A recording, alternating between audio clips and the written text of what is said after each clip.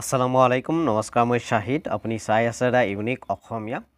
আজিৰ এই ভিডিঅ'ত মই আপোনালোকৰ সৈতে আলোচনা কৰিম যে শেহতীয়াকৈ অসমৰ মাননীয় শিক্ষামন্ত্ৰী ডক্টৰ ৰণোজ পেগু ডাঙৰীয়াই অসম বিধানসভাৰ চলিত অধিৱেশনত তেখেতে ঘোষণা কৰিছিল যে যিসকল LP UP GT PGT candidate সকলে তেওঁলোকৰ হোম ডিষ্ট্ৰিক্টত চাকৰি নাপায় তেওঁলোকৰ কাৰণে আমি 5 মাৰ্কস বা 10 মাৰ্কস লৈকে এক্সট্ৰাকে দি মেৰিট লিষ্ট বনাম কিন্তু কথা হ'ল যে এই 5 মাৰ্কস বা এক্সট্ৰা 10 মাৰ্কস কোন সকল কেণ্ডিডেটক দিয়া হ'ব ইয়াৰ প্ৰচিজাৰটো কি হ'ব বা অন্যান্য ইয়াৰ লগত কি কোৱালিফিকেশনছ লাগিব কোন কেইটা ডিস্ট্ৰিক্টৰ ষ্টুডেণ্টৰ কাৰণে এই বিশেষ ব্যৱস্থা এই গোটেই বস্তুবিলাক আজিৰ এই ভিডিঅ'ত মই আপোনালোকৰ সৈতে আলোচনা কৰিবলৈ গৈ আছো গতিকে ভিডিঅ'টো আপোনালোকে স্কিপ নকৰাকৈ চাই থাকক আৰু যদি এতিয়ালৈকে মোৰ চেনেলটো আপোনালোকে সাবস্ক্ৰাইব কৰা নাই তেতিয়াহ'লে এতেই মোৰ চেনেলটো সাবস্ক্ৰাইব কৰি বেল আইকনটো প্ৰেছ কৰি দিয়ক যাতে মই আগলৈ এনেকুৱা ধৰণৰ ইনফৰমেশ্যন আহাৰ লগে লগে আপোনালোকৰ মাজত শ্বেয়াৰ কৰিব পাৰো আৰু আপুনি প্ৰথমতে সেইবিলাক চাব পাৰে যদি ভিডিঅ'টো ভাল লাগে ভিডিঅ'টো নিশ্চয় লাইক কৰিব শ্বেয়াৰ কৰিব এতিয়া আহকচোন আজিৰ ভিডিঅ'টো আমি আৰম্ভ কৰোঁ ইতিমধ্যে আপোনালোকক ক'লোৱে যে শেহতীয়া যি অসম বিধানসভাৰ চলিত অধিৱেশন আছিল এই চলিত অধিৱেশনত অসমৰ শিক্ষামন্ত্ৰী ডক্টৰ ৰণোজ পেগু ডাঙৰীয়াই জনাইছে যে যিসকল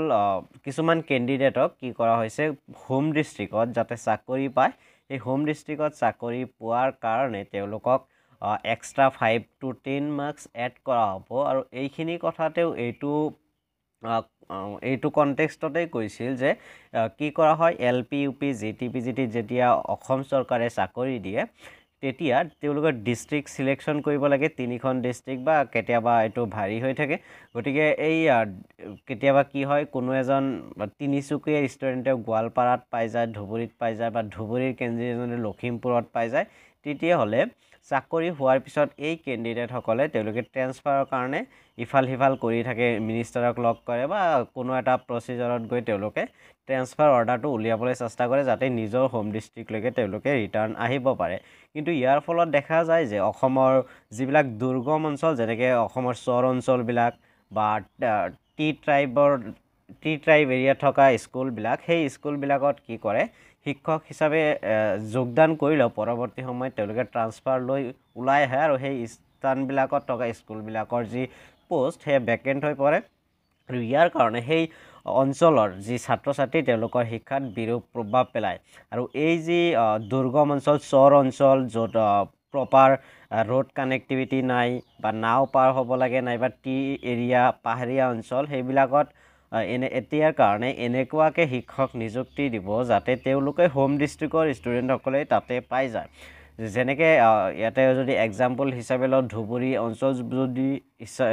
উদাহৰণ হিচাপে লওঁ তেতিয়া ধুবুৰীৰ বেছিভাগ ঠায়ে চৰ অঞ্চল আৰু সেই অঞ্চলবিলাকৰ যদি কোনোবা কেণ্ডিডেটে অৰ্থাৎ ধুবুৰীৰ কেণ্ডিডেটে ধুবুৰীতে এপ্লাই কৰে কিন্তু তেওঁ মাৰ্কস কম হোৱাৰ কাৰণে কি হয় তেওঁ ধুবুৰীত নাপায় চাকৰিটো আৰু সেইটো বস্তু যাতে সেই ধুবুৰীৰ কেণ্ডিডেটকেই ধুবুৰীত চাকৰি দিব পাৰে আৰু সেইটো বস্তু কৰাৰ কাৰণে কি কৰিছে এই যি ব্যাকৱাৰ্ড এৰিয়াজবিলাক চৰ এৰিয়া হওক আৰু টি ট্ৰাইব এৰিয়া হওক এই এৰিয়াবিলাকৰ যি কেণ্ডিডেট হোম ডিস্ট্ৰিক্টত এপ্লাই কৰিব তেওঁলোকৰ এক্সট্ৰাকে 5 to 10 মাৰ্কস দিয়াৰ কথা অসম চৰকাৰে চিন্তা চৰ্চা কৰি আছে বুলি ইতিমধ্যে জনাইছে নাজানো এইটো কেতিয়ালৈকে এপ্লিকেবল হয় কিন্তু এইটো যদি হয় তেতিয়াহ'লে কি হ'ব যে ব্যাকৱাৰ্ড এৰিয়াবিলাকৰ যিসকল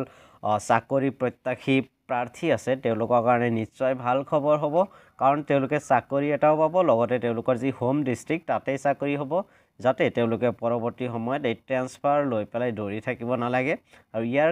এইটো কৰিলে নিশ্চয় অসম চৰকাৰে বা এইটো কৰিলে নিশ্চয় অসম চৰকাৰৰ যিবিলাক স্কুল আছে সেই স্কুলবিলাকৰ গুণগত শিক্ষা মান আগবাঢ়িব কাৰণ আজিকালিটো অনলাইনতে এটেন্ডেন্স দিব লাগে গতিকে এই যি চৰ এৰিয়াৰ স্কুলবিলাক সেই স্কুলবিলাকৰ আশে-পাশে থকা কেণ্ডিডেট সকলক যদি সেইবিলাক স্কুলতে চাকৰি দিয়ে তেতিয়াহ'লে তেওঁলোকে ট্ৰান্সফাৰৰ কাৰণে দৌৰি নাথাকে আৰু সিটবিলাক এবাৰ ফিল আপ হোৱাৰ পিছত ভেকেন্ট হৈ নাযায় গতিকে নিশ্চয় এয়া ভাল পদক্ষেপ হ'ব বুলি ভাবো সো ৰণোজ পেগু ডাঙৰীয়াই এই বিধানসভাত কি কৈছিল আপোনালোকে নিশ্চয় এতিয়া শুনি লওক যে তেওঁ এই বিষয়ে অসম বিধানসভাত তেখেতে কি মন্তব্য দাঙি ধৰিছিল দ্বিতীয় এটা সমস্যা ক'ত আছে শিক্ষকসকল যাব নিবিচাৰে দুৰ্গম অঞ্চলবিলাকত এনেকুৱা বহুত চহৰ অঞ্চল আছে য'ত কোনো শিক্ষকে তালে বদলি হৈ ৰেচনেলাইজ হৈ যাব নিবিচাৰে গতিকে সৰ্বশক্তি প্ৰয়োগ কৰে বিভিন্ন ধৰণৰ প্ৰচেষ্টা চলায় যাতে তেখেতৰ বদলীকৰণটো চহৰ অঞ্চললৈ নহয় মাননীয় মুখ্যমন্ত্ৰীৰ লগত সিদিনাখন এই বিষয়ত আলোচনা কৰিছো তেখেতে কৈছে এটা উপায় আছে যে আমি শিক্ষকৰ পদ এই চহৰ অঞ্চলত দুৰ্গম অঞ্চলত এনেকুৱাকে ইয়াক স্কুল কেডাৰ কৰি পেলাব লাগিব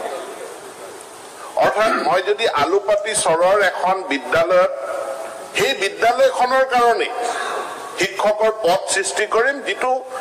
সেইখন বিদ্যালয়ৰ পৰা তেওঁ বেলেগ কোনো বিদ্যালয়লৈ বদলি হৈ যাব নোৱাৰে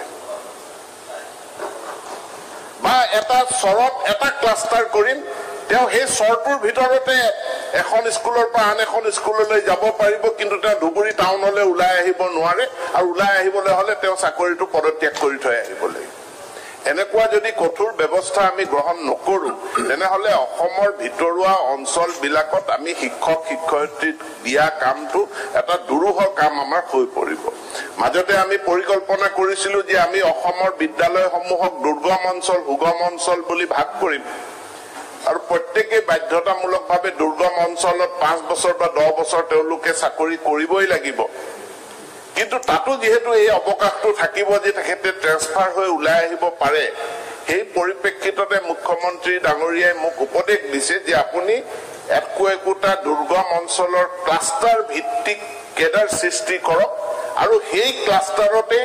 শিক্ষকজন পোষ্টিং হ'ব আৰু তাৰ পৰা তেওঁ বদলি নহয় এবাৰ আমি এনেকুৱা কথাও ভাবিছো যে এই ব্যাকওয়াৰ্ড এৰিয়া চহৰ অঞ্চলৰ কাৰণে ক্লাষ্টাৰ ভিত্তিক যি নতুন শিক্ষকৰ কেডাৰ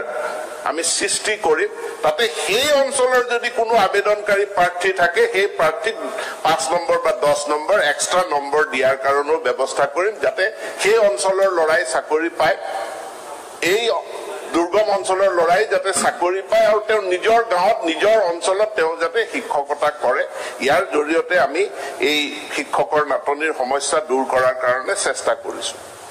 আন এটা সমস্যা শিক্ষা বিভাগৰ যে আমি শিক্ষকৰ নিযুক্তি প্ৰক্ৰিয়া দীঘলীয়া স্বাভাৱিক কথা যিকোনো নিয়মীয়া নিযুক্তি পৰীক্ষা আজি এডভাৰটাইজমেন্ট দি মই কালি নিযুক্তি দিব নোৱাৰো স্বচ্ছ নিকাভাৱে তাৰ পৰীক্ষা অনুষ্ঠিত কৰিব লাগিব পৰীক্ষা অনুষ্ঠিত কৰাৰ পাছত আমি ডকুমেন্ট ভেৰিফিকেশন কৰিব লাগিব কোন সিংহানিয়া ইউনিভাৰ্চিটি কোট এখন তেখেতে অনা বিএডৰ সাৰ্টিফিকেটখন জেনুইন হয় নে নহয় ইউনিভাৰ্চিটি পাস কৰা সাৰ্টিফিকেটখন জেনুইন হয় নে নহয় এটো পৰীক্ষা কৰিব লাগিব সেই অনুষ্ঠানৰ লগত যোগাযোগ কৰি কৰ্ণাটক তামিলনাডুৰ শিক্ষানুষ্ঠানৰ লগত যোগাযোগ কৰি অথেন্টিসিটিটো আমি প্ৰুফ কৰিব লাগিব এই প্ৰক্ৰিয়াটো দীঘলীয়া কিন্তু যেতিয়া ভ্যাকেন্সি থাকে এনেকুৱা দীঘলীয়া নিযুক্তিৰ প্ৰক্ৰিয়া চলি থাকিলে ভ্যাকেন্সিৰ বিপৰীতে আমি ঠিকা ভিত্তিক নিযুক্তি কেতিয়াবা আগতে দিছিলো কিন্তু এতিয়া ঠিকা ভিত্তিক নিযুক্তি দিবলৈ এনেকুৱা ভয় হৈছে যে ঠিকা ভিত্তিক নিযুক্তি আগদিনাখন দিব পিছদিনাখনে এটা ইউনিয়ন গঠন হয় আৰু তাৰ পাছত তেওঁলোকে হাইকোৰ্টত গৈ পেলে কেছ কৰে আৰু কেছ কৰি তেওঁলোকে নিয়মীয়াকৰণৰ দাবী কৰে আৰু নতুন নিযুক্তিৰ প্ৰক্ৰিয়াটোত ষ্টে অৰ্ডাৰ লগাই দিয়ে আজি পলিটেকনিকৰ কথা ইয়াত উল্লেখ কৰিছে আজি শিক্ষা বিভাগৰ কাৰণে যেটো পেইন যে হাইকোৰ্টৰ কেছৰ কাৰণে 17 চনৰ পৰা আৰম্ভ কৰি 24 চনলৈকে এজনো শিক্ষক নিযুক্তি দিব নোৱাৰা এটা অৱস্থা হৈ গ'ল আজি হাইকোৰ্টৰ কেছ আমাৰ সপক্ষে আহিলে এতিয়া আমি লগে লগে গোটেই নিযুক্তি বিলাক দি দিছো গতিকে কন্টেক্সুৱেল ঠিকাদাৰ কন্টেক্সুৱেল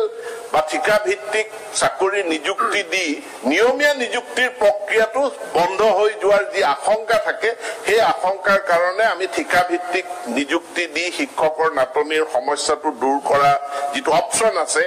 সেই অপচনটোৰ পৰা আঁতৰি আহিছো এতিয়া এটা বেলেগ অপচনলৈ যাব বিচাৰিছো ৰাষ্ট্ৰীয় শিক্ষা নীতিত ইন্টাৰ্নশিপৰ ওপৰত বহুত গুৰুত্ব দিছে এতেকে আমি বিশ্ববিদ্যালয়ৰ লগত কথা পাতিছো যে আপোনালোকে আমাৰ স্কুল বিলাকত আপোনালোকৰ যি সকল মানে পোষ্ট গ্ৰেজুৱেট ষ্টুডেন্ট আনকি গ্ৰেজুৱেট ষ্টুডেন্ট যি সকল আছে তেওঁলোকক ইন্টাৰ্নশিপ কেনেকে দিব পাৰে